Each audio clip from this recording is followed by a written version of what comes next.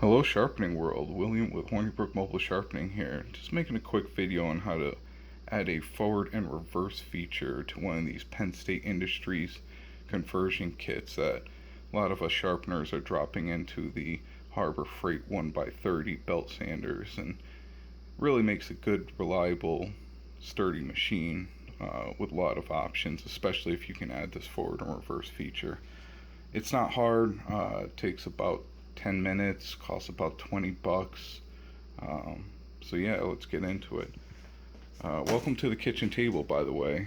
We've been experiencing some heavy rains in the last couple of days, so the basement shop is flooded. Yeah, my wife loves it when I do projects on the kitchen table, but hey, what can you do? Obviously, you'll need the power supply motor. The heart of it, honestly, is one of these toggle switches that are on, off, on, or otherwise known as a PDT switch. They're about $6 at Home Depot. You'll also need some 1614 ring terminals, some 1210 ring terminals, some 14 gauge wire. In the machine, it uses a white black for indicating positive and negative, so we're going to use these to recreate them. You don't need 20 feet of wire. You need 3 inches max of each color, but I had these kicking around the basement and they were ready to be used, so they're going to be used. You obviously need some drill bits to install the switch, 1/8, 7/16.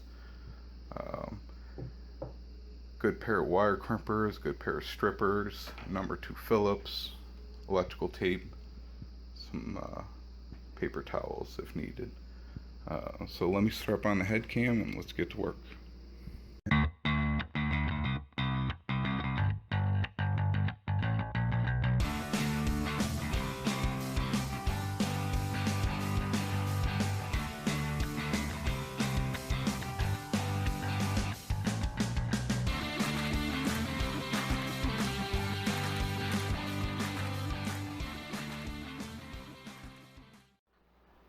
Alright guys, let's get to work.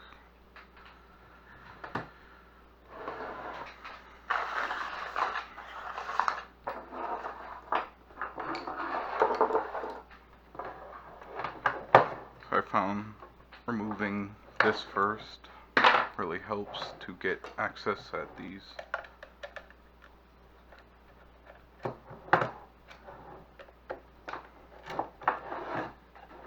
screws.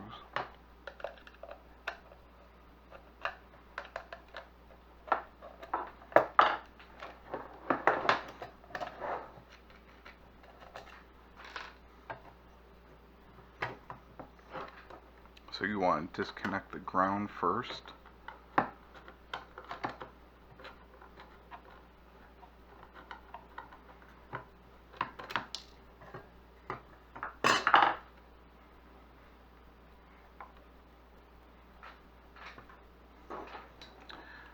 Alright, hopefully you can see this. We have a motor positive signal and a motor negative signal, and that's going back out to the motor itself. So we'll want to disconnect those. Alright, once those are removed, you can actually unscrew this wire crimping and pull this motor wiring out. Start with the ground and do one terminal after another until it comes out like that. Now you're actually going to cut these and reuse these to connect from the circuit board to the switch itself.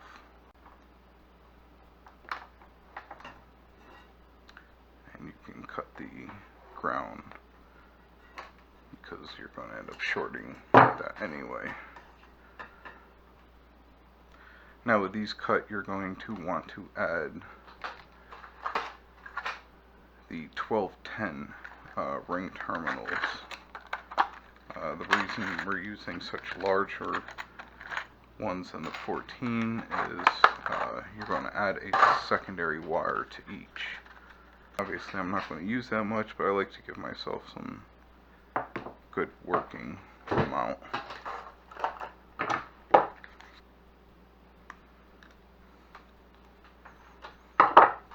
And strip the ends of both.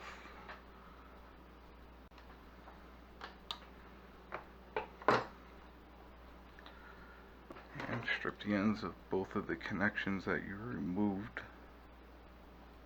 that were originally going to the motor.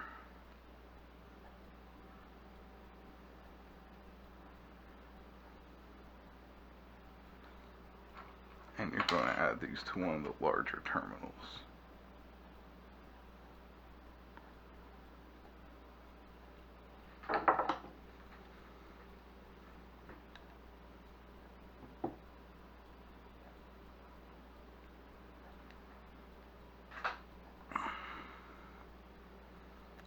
Probably didn't have to squeeze it that hard, but that's not coming out.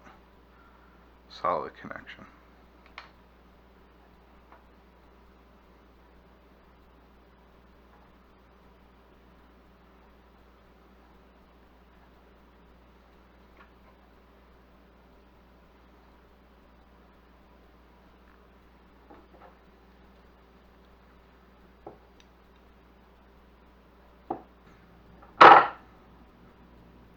Very secure.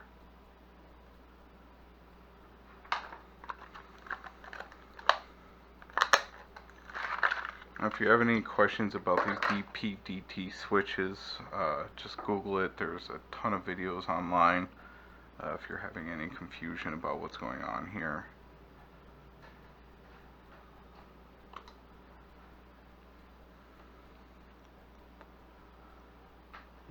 I should probably drill this hole. So I want to protect the inside of this, so I'm just going to line it quickly with a piece of paper towel.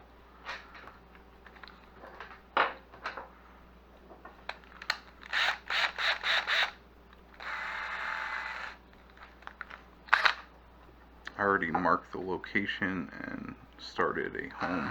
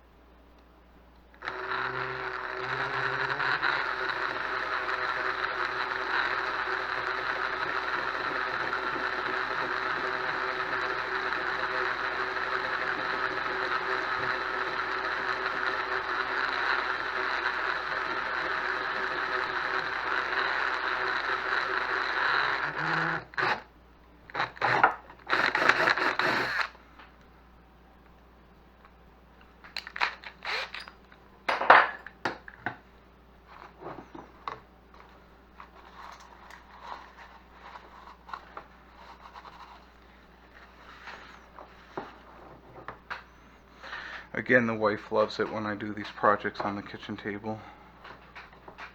You can see why, of course. Perfect. You want to be as snug as possible.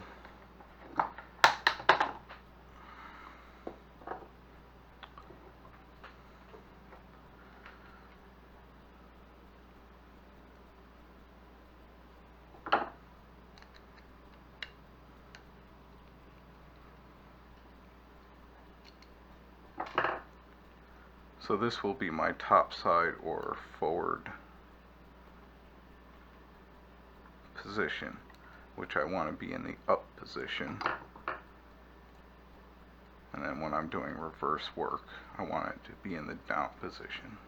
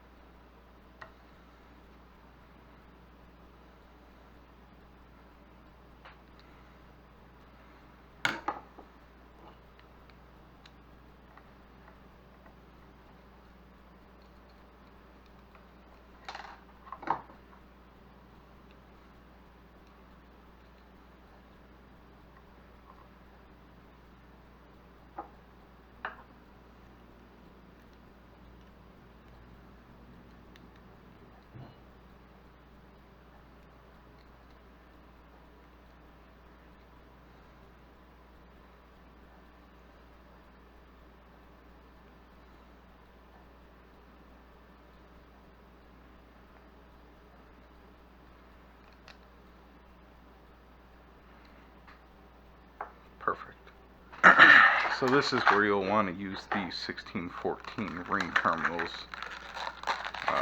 because it's just a single piece of wire, not a double one. So you'll need 2 of these.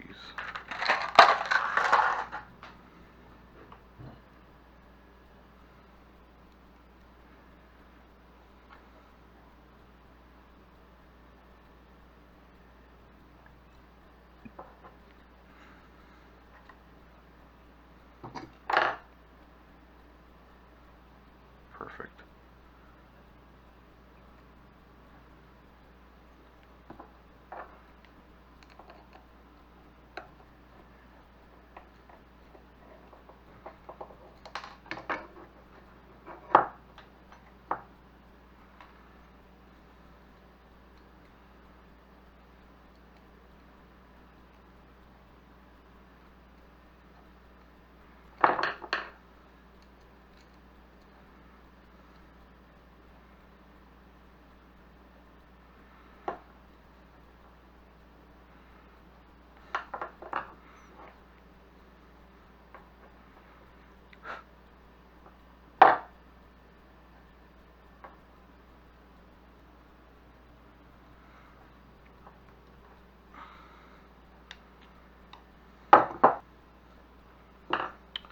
So again, this is what it should look like. You have the power coming in from the power supply here, negative, positive, positive, negative. Coming into one side and then going out through the motor connections here. If you flip the switch to this side though, obviously they're reversed, so the motor gets a reverse feature. See ya?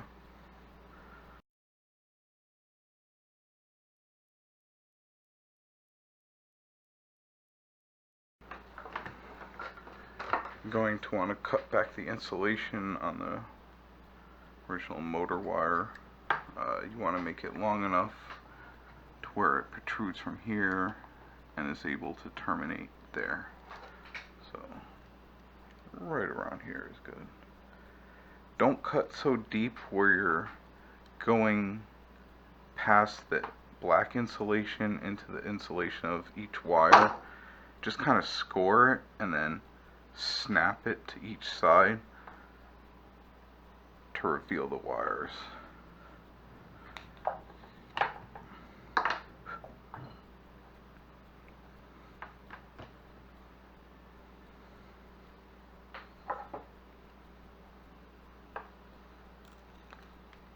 Cut back the horsehair insulation, wipe off the cornstarch coating.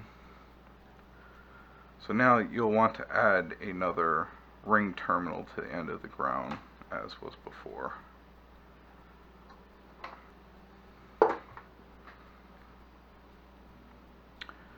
Into each one of these ends you'll want to add a ring terminal as well. And you'll want to feed this back into the receptacle one by one. The last one will be the hardest.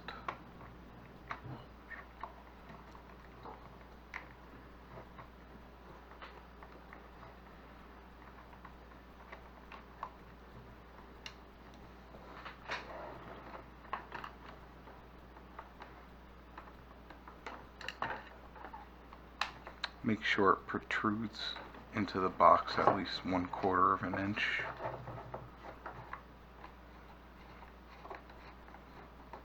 Tighten her down. Ooh.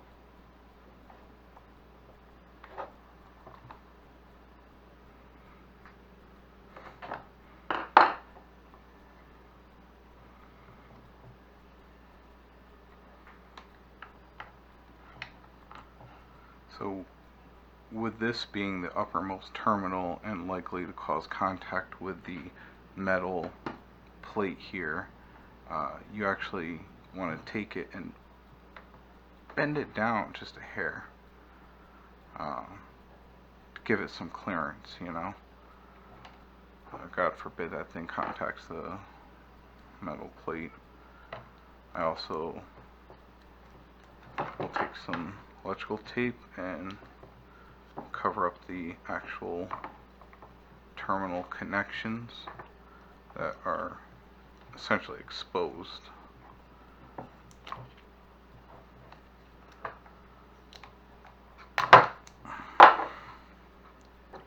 Once insulated with tape, you'll want to reconnect the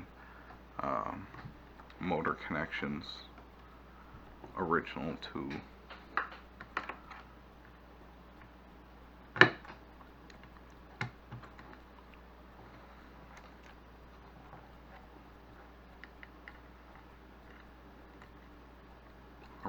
their position.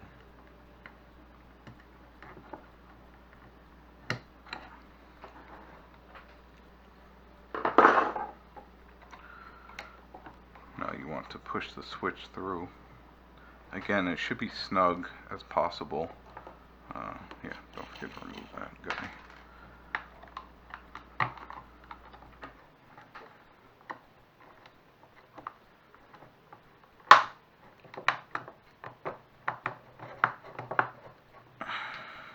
Very good.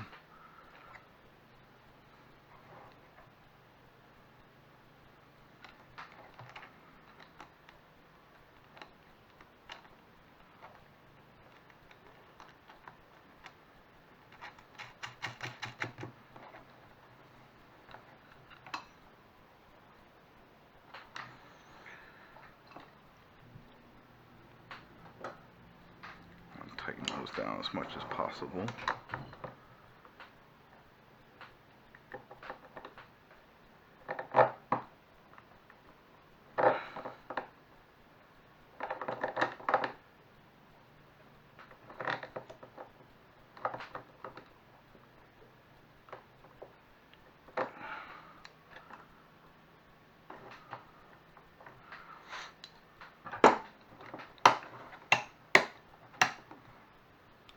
And before closing her up, obviously, reconnect the ground terminal.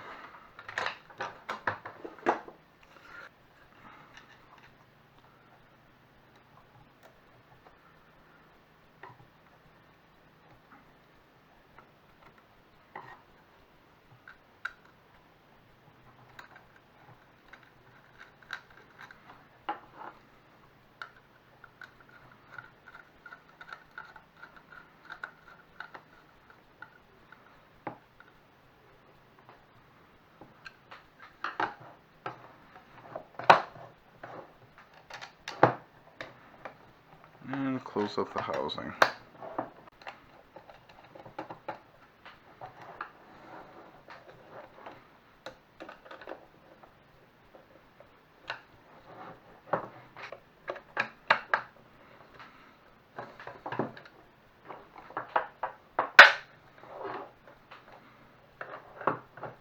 Alright, so let's test it out.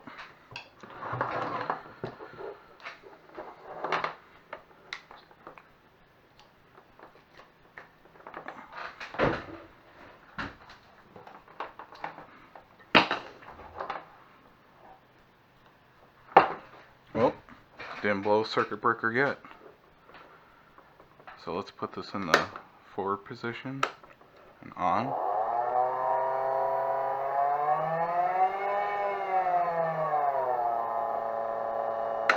Reverse. Oh yeah.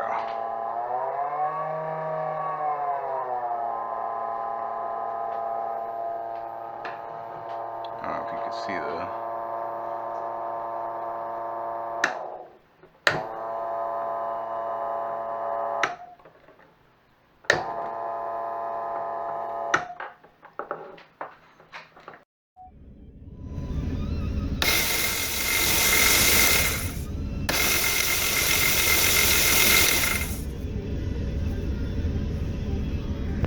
So yeah, I hope that helped. Again, I'm William from Hornibrook Mobile Sharpening. If you have any further questions beyond the explanation done here, feel free to, shoot me a message, comment below, whatever, we'll figure it out. Thank you, Sharpening World, and I'll see you next time. Bye.